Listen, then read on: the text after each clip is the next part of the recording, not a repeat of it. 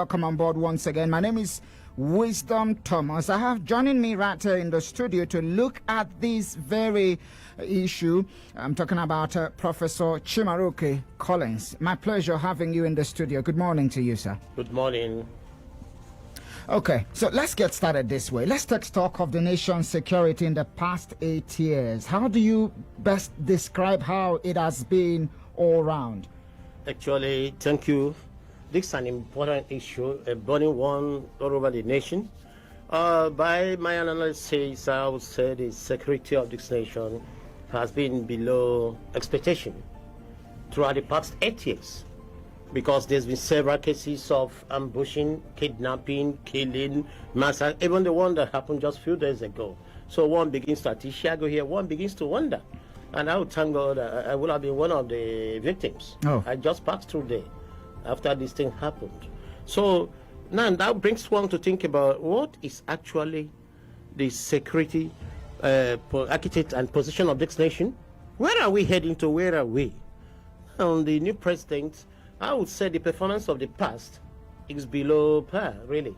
It's below expectations because not much was done. And when I compare Obasanjo regime and Buhari regime, I compare Goodluck regime, there are differences you can see. But the last regime, no. All we did was just wasted economy, resources on security, and nothing is done.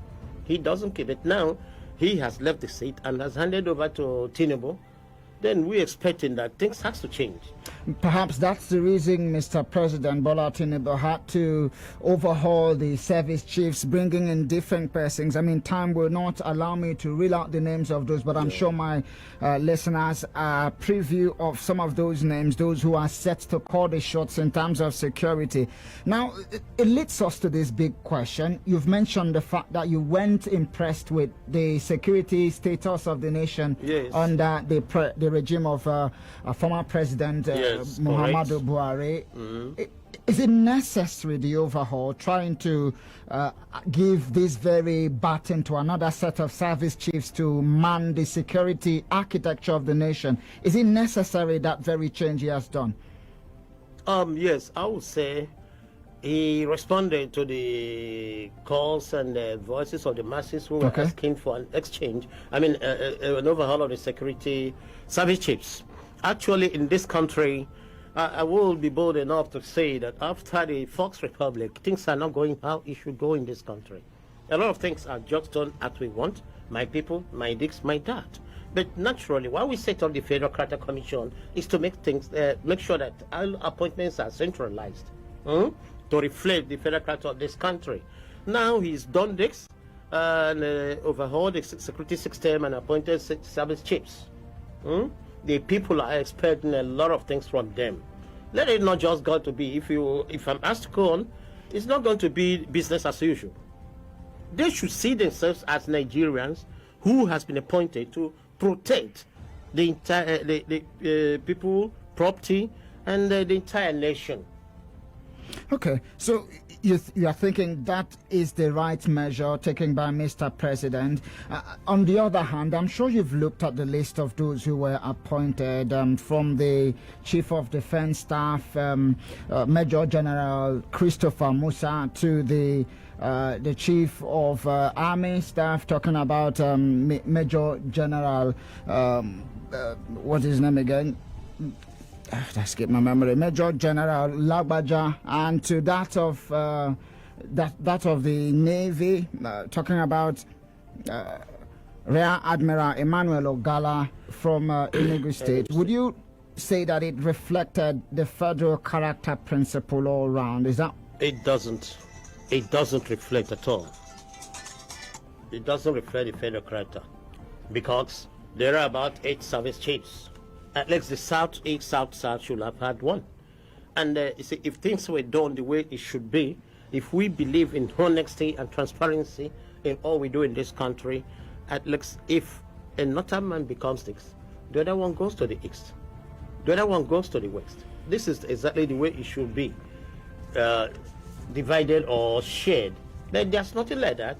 They do it according to their own choice and their own likeness and their own discretion. They appoint whoever they like. So it doesn't, to me, and even people outside, doesn't reflect actually the federal character we're talking about. because the Southeast or South, all of them are just giving one position. Navy, is it not so? What about the Air Force? The police is almost not. The Chief of Staff or General is not. So these are not done well. The acting General of Police, DIG Kayode Egbotoku, must be from the West. It's West. It's West, I know. So you're saying overall that it didn't reflect the federal character principle? It didn't reflect 100% the federal character we're talking about. All the appointments made so far, even before the service chiefs, how many have we gotten? This is where we start looking at it. And in the service chiefs now, Kayode's works, yes. Labaja is not. It's from the Southwest, and then the Chief of Naval Staff is from Enugu, from the Chief of Air Staff from Kano Northwest, the Chief of Defense Intelligence from the South. And then, of course, the National Security Advisor is from the Northeast, Adama precisely, talking about Nuhu Ribadu. Ribadu, yeah. So, well, for me, really, still much requires to be done. But people has already congratulated him for thinking that way, giving the it an impression that we belong by the appointment of the Chief of Naval Staff. Okay, now let's look at another thing now. Obviously, in the military, they have these ethics wherein if a junior officer is appointed, those who are ahead of him in the pecking order would have to make way. It means they are automatically retired, and the likes of those we've seen are appointed as service chiefs. Most of them are of course 39, which means those who are ahead of them, 37, 38, on the same cost level and are higher than them, would have to call it time in terms of their career.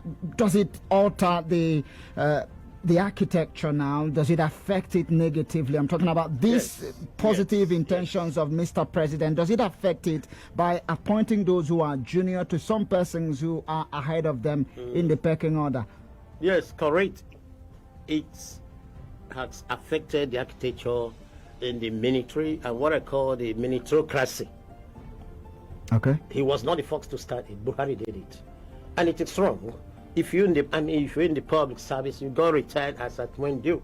That's when you've got the age. But in this case, once you maneuver yourself and find yourself in a position, you start looking behind those who could be absolutely obedient to you, leaving the major ones. For almost 9 months, I know too well this issue has been reflected in the media about likable retirement of service chiefs and so on and so forth. There's no how any of them is going to go out there happily, no matter what you're going to give to that person. But how about, having to appoint someone you feel is capable, competent, and perhaps reflects the same policies and philosophy you share, especially the fact that Nigerians have been up in arms in the level of security we've experienced in the last 8 years. Don't you think it may have informed the decision of Mr. President to go that very way? Actually, if we talk about reflecting your views and aspirations and whatever, it depends on what you call the aspirations of Mr. President. Securing the lives and properties of Nigerians. Yeah, those who are ahead of them also, well, I think going through the way, we will say they are part and parcel of what has happened. And but then, I do not believe that things in the military and even in the civil service should be done accordingly. That is when it is due and if it's retirement at that proper age. But in the army, it's order. So, where I am looking for are the newly appointed ones. There are a lot of things we expect from them. We'll go to that very part, and maybe, just maybe, we have to delve into them as quickly as possible. Talking about the Acting Inspector General of Police, DIG Kayode Egbotoku, upon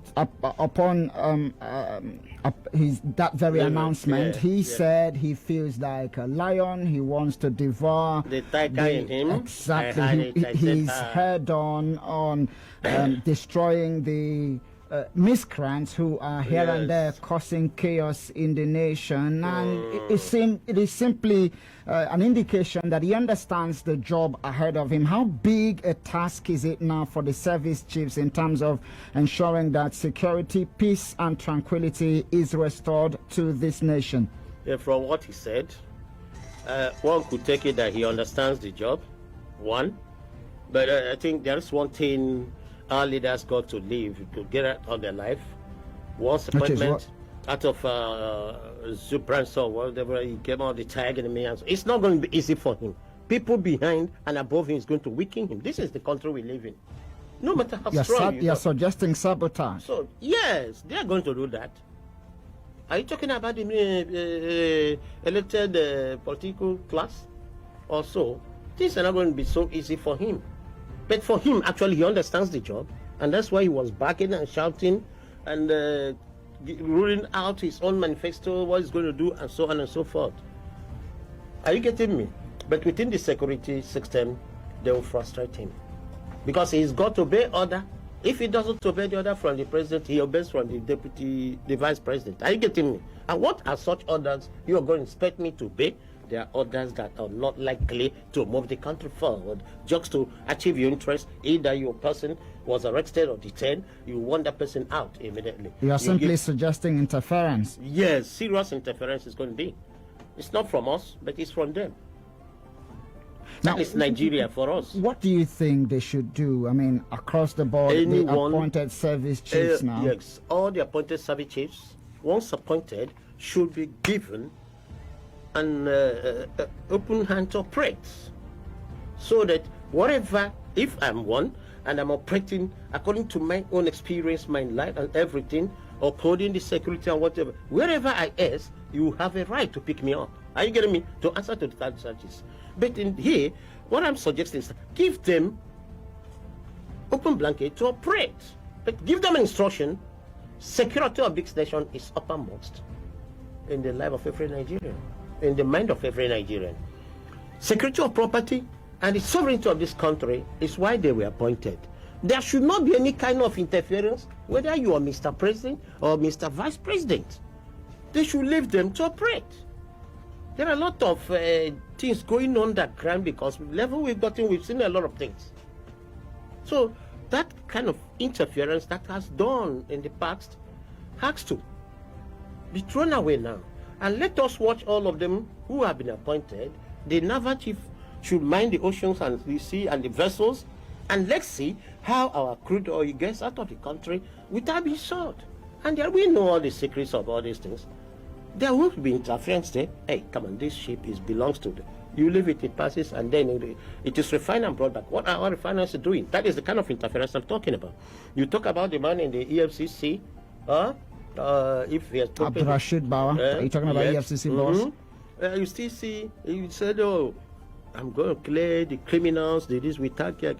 One day, there will be an interference because this man is the brother or uncle or in-law. That is Nigeria for us. Since after the First and Second Republic, things got bad so much. And we're trying to cry every day to see if we can at least have a rebite, a change of image. And the thing cannot change because the mentality of some of them, both the military class, before in the military, there was quite the district class. But this time around, what happened when they came into power through coup? Some of the civilians who were there taught them how to